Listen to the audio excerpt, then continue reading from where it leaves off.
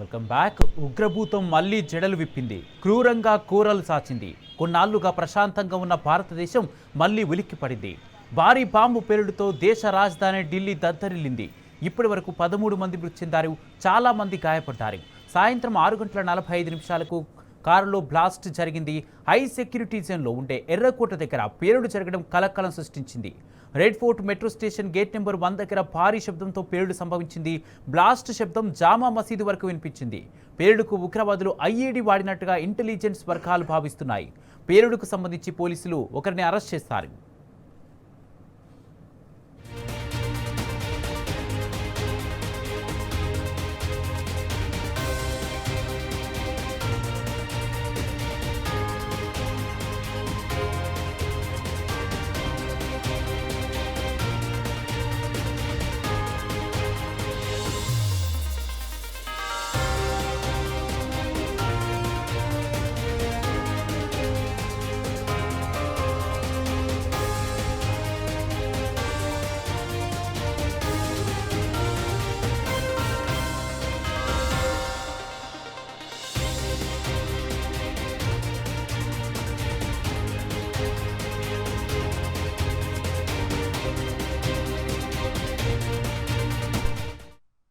कहाँ रहते थे? मोहसिन नाम है उनका, वो दिल्ली सुईवलान में ही रहते हैं, यहीं पास में ही है, वो यहाँ रहते हैं। हम लोग जब यहाँ पास में थे तो सारे लेडीज का कॉल आया कि वहाँ ब्लास्ट हो गया है, तो एक दूसरे को कॉल कर कर पूछ रहे थे कि आप लोग कहाँ हैं या कहाँ हैं। मैं जब मुझे पता चला कि जीजू की कॉल रिसीव नहीं हो रही है, मैंने उन्हें मैसेज भी डाले, कॉल भी कर लिए। जब मैंने 16-17 दफ़ा उन्हें कॉल किए तो लाल किले की चौकी में उनका फ़ोन रिसीव हुआ है। सिर्फ इतनी बात हुई है कि ये लाल किले की चौकी में फ़ोन बरामद हुआ है लाल किले के सामने से। और आप जाइए LNJP हॉस्पिटल में, LNJP हॉस्पिटल में सिक्योरिटी इतनी टाइट की हुई है कि वो अंदर जाने ही नहीं दे रहे हैं। तो कुछ डेथ हो गई है लोगों की, किसी की कंडीशन खराब है। आपको जो कहा गया कि मोबाइल जो बरामद उनके ऑटो का कुछ पता चला आपने शिनाख्त की उस मोबाइल की? उस मोबाइल को देखा आपने? क्या आपके रिलेटिव का था? लाल किले की चौकी में तो जाने ही नहीं दे रहे ना अंदर। यार मैं कितना देखना यहाँ LNJP पहुंची आप तो क्या हुआ? सिक्योरिटी इतनी टाइट है, मैं चाह रही हूँ कि मैं अंदर जाऊँ, मुझे एक दफा दिखाया जाए, मुझे शनाख्ती दी जाए, क्योंकि वो है नहीं और उनका जो फोन है वो चौकी में मिला है। तो मैं चाहती हूँ कि मुझे आपने बताया आपने चौकी पे जाके देखा वो फोन आपके बहनों ही का है? चौकी पे मुझे जाने नहीं दिया, मैं पूछती जामा मस्जिद की चौकी में पहुंची। तो आपको पता कैसे चला कि उनका फोन है? मैं उन्हें कॉल कर रही थी, मैडम थोड़ा सर नीचे कर लो। उन्होंने कहा है लाल किले की चौकी में है ये फोन। आपने अस्पताल जब पहुंची है आपने कहा कोई अंदर नहीं जाने दे रहा, आपने कहा कि आपके लोग हैं जो अंदर हैं फिर भी जाने नहीं दिया। आपका जी क्या बोला? आपका बहन कहा है अंदर ट्रीटमेंट चल रहा है, अंदर ट्रीटमेंट चल रहा है भी ऐसे कोई नहीं आ सकता। अंदर ट्रीटमेंट चल रहा है भी कोई जा नहीं सकता वहाँ पर अंदर। आपने बताया कि आप रिलेटिव हो की वजह से मैं अंदर जाने जाने नहीं नहीं मुझे अंदर जाने दिया जाए। अभी आप क्या चाहते हो? आप ये मुझे बोलो। अंदर जाने दिया जाए या फिर मुझे बताया जाए कि मेरी जीजू की कंडीशन क्या है। मेरी बहन है, मेरी बहन वो घर पर है, वो बहुत ज़्यादा रो रही है, उसे कुछ नहीं बताया हमने अभी कि वो किस कंडीशन में क्या है क्या नहीं। उसे हमने यही बताया कि वो ठीक है, हमने देख लिया है, वेरिफिकेशन के लिए उन लोगों ने रखा है। आपका अस्पताल कितने बजे पहुंची है यहाँ? LNJP कब पहुंची है? मैं तो फिलहाल 8 बजे से यहाँ पर हूँ। जस्ट 8-8:15 बजे मेरा भाई पहुंच गया था। उसके बाद 11:30 हो रहे हैं, इस बीच आप लोगों को कुछ बताया नहीं गया? बताया नहीं गया। कुछ लोगों ने कहा नियर बाय थाने में जाके कंप्लेंट करो, वहाँ से सर्टिफिकेट कंप्लेंट वहाँ गए, वहाँ उन्होंने कहा कि यहाँ पर अभी 24 घंटे बाद मिसिंग रिपोर्ट होगी।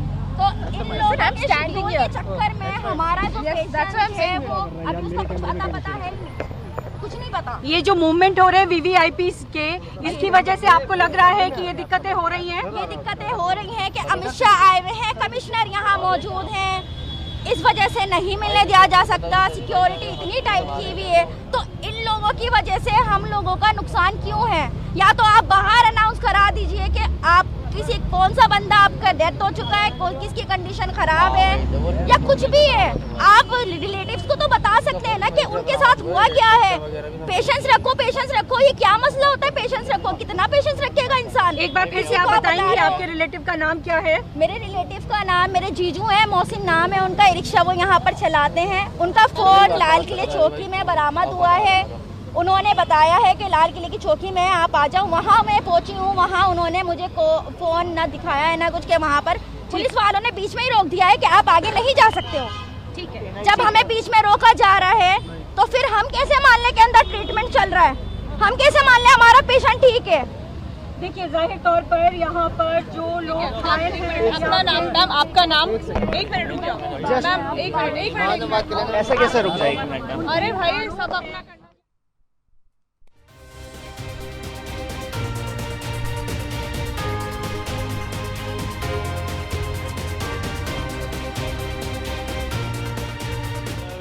गाड़ियों में आग लगी हुई थी। आग लगने के बाद में जो भी देखा था वहाँ पे तो बंदे कुछ गाड़ी पे एक बॉडी जो थी वो वैगनार पे पड़ी हुई थी, ऊपर शीशे के ऊपर, फ्रंट शीशे पे। उसके बाद में एक बॉडी नीचे पड़ी हुई थी। बॉडी का जो हाथ पैर था ये नहीं पता था कहाँ पड़ा हुआ है। तो कितनी देर में पहुंचे? हम सर 10 मिनट में पहुँच गए थे। 10 मिनट के बाद हाँ जी, पहुंच गए थे वहाँ पर। हमारी प्राइवेट एम्बुलेंस है, हम प्राइवेट सर्विस वाले हैं। अच्छा, हम कैट्स वालों के ऊपर नहीं चले थे। तो आप कितनी गाड़ियों में लोग को लेके आए? हम 4 गाड़ियों में लेके आए थे। ठीक है, 4 गाड़ी, हमारे 7 गाड़ी लेके गए थे, 4 में लेके आए थे। कैट्स गाड़ी वहाँ पे कोई पहुंची नहीं थी, तो हम ही लोग अपने आप सेवा करी थी हम लोगों ने। अच्छा, तो कहाँ पर? हालत बिल्कुल डेड सर, हालत जो है उनकी बिल्कुल डेड थी। उनका किसी का हाथ पैर सब फटे पड़े थे। मतलब वो उस लायक नहीं थे कि उनके, अगर आप जिस्म को देख लेते तो आते उनकी बाहर थी, भेजा उनका बाहर था, और हाथ पैर का पता नहीं था कहाँ था।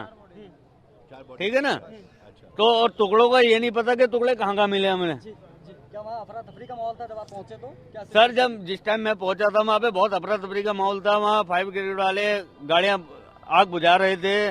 तो हम लोग जब जिस टाइम पहुंचे थे तो एक बॉडी जो है वैगनार पे पड़ी हुई थी, एक बॉडी जमीन पे पड़ी हुई थी। जिस बॉडी जो जमीन पे पड़ी थी उसके हाथ पैर का पता नहीं था। वो बॉडी लाल किले की गेट से आगे पड़ी हुई थी, टांग उसकी। तो वो हम टांग भी उठा के लाए थे, और जितने टुकड़े पड़े थे कुछ लाल मंदिर से आगे पड़े हुए थे वो भी उठा के लाए। सब कुछ लाके यहाँ पे हॉस्पिटल में हमने जमा कर दिया है। कितनी टोटल ये बॉडीज हैं? आपने कितनी टोटल बॉडीज? 4 बॉडी लेके आए हम लोग। अरे सर मैंने हाँ जी। देखिए ना, मैंने वहाँ पे लगातार एम्बुलेंस आ रही थी, जा रही थी। तो उसमें जो है, मेरा मोहम्मद जाकिर नाम है मेरा। तो मैं ये बताना चाहता हूँ आपको, मैं वहाँ पे मैंने तड़पती हुई लाशें देखी। मैंने वहाँ पे ऑटो तक में आग लगी हुई थी। पता नहीं कितनी ऑटो, वहाँ पे जाम चल रहा था, उसके बाद भी आग बुझा रही थी वहाँ पे 5 ब्रिगेड। तो उसके बाद मैंने जो देखा वहाँ पे, मैंने वहाँ पे लोगों की लाशें तड़प रही थी वहाँ पे। उसमें जो ऑटो के अंदर आग लगी हुई थी बिल्कुल, ऑटो की नहीं। एम्बुलेंस नहीं थी, मैं वहाँ से जा रहा था, मैं गुजर रहा था, मैंने वहाँ से भागा। मैं जब मैं यहाँ से गुजरा हूँ, मैंने वहाँ पे ये देखा आग लग रही है, ऑटो के तक के अंदर आग लगी है वहाँ पे वो। ठीक है ना, मैंने ये चीज देखी वहाँ से। धमाके की आवाज सुनी होगी? धमाके की आवाज यहाँ तक आई है, कोटला फिरोजा तक आई है। धमाके की आवाज इतनी खतरनाक थी, वहाँ के लोग डर गए। वो लोग अगर यहाँ पे होंगे वो बता देंगे।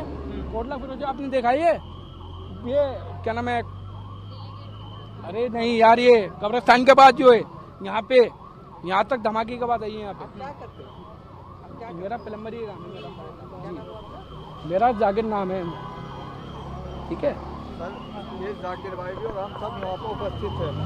हमने ये देखा क्या नाम है, जाकिर जी की बेइज्जती की।